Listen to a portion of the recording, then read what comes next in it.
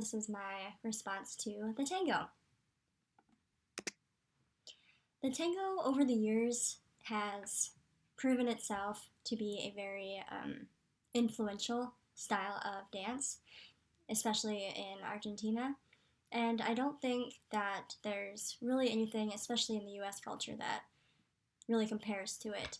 I found it really interesting through both of the documentaries that both mentioned how it started in the brothels with the immigrants coming from other countries and not being enough females, and then having to compete for the attention of the women. So that's how it became more of an art form, and it was a way to express emotions of loneliness and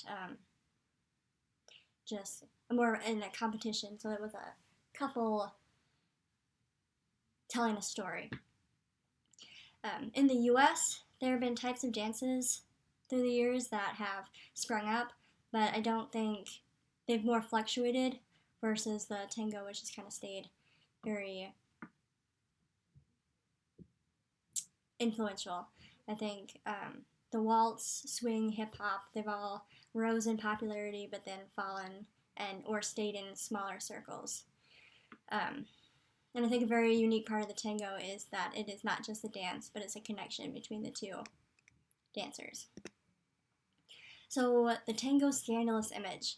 So I think the connotation for especially the tango with scandal is because people lack the cultural understanding of what it means and what the art form, what it represents. And I think the closest thing today would probably be hip hop, and it's because of the when two people are dancing, the closeness and the free movements of the dancers' bodies. I think throughout history there have been styles that come out of more modest styles, and that these new styles, buck the system. And some of those examples throughout history and more recent days would be swing, the coming up of rock and roll as seen in Footloose, and how it just and hip hop as well. All styles of dancing that were more expressive. And the criticisms of these dances, I think, especially in the US, have been rooted in the lack of desire to change, and also that the dances were less about beauty and more about expressing themselves, the dancers.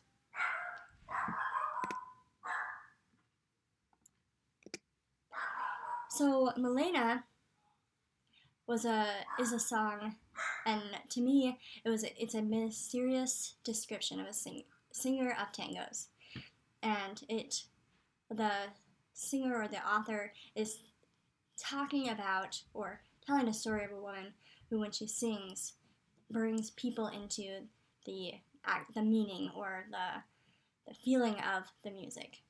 And I thought it was interesting that the author speaks as if he may know her but doesn't know a lot about her.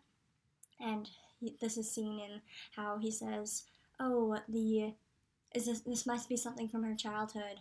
Might be something from her childhood. Why she talks of this pain, or maybe her heart was broken, and that's one of the reasons why she's able to express these emotions."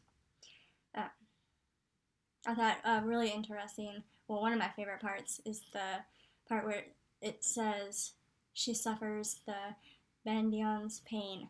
I thought it was really cool to be able to have this woman that they're talking about who is able to express the music through her words and her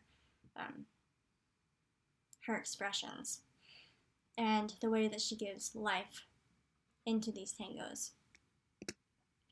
So Uno is my favorite of the two that we watched, and this one I saw as a betrayal of a man who was betrayed by his love. It speaks of loneliness, and now he's one person after being hurt by his partner cheating on him. and him not being able to go back. And even though he's found someone new, he is not able to fully trust her and really trust himself and another partner because of his previous hurt that he's felt and experienced. And the song is truly heartbreaking, and it even though I've never experienced anything to the degree of this, what the song talks about, I think that everyone to a certain extent has felt betrayed and been betrayed and has a hard time forgiving and coming back from and really trusting again. And this song, with the words it uses, is just so easy to empathize with the depth of the pain. I really enjoyed learning about the tango this week, and I had no idea a bunch about the things they were talking about with the rich history, and just really awesome opportunity. Thank you.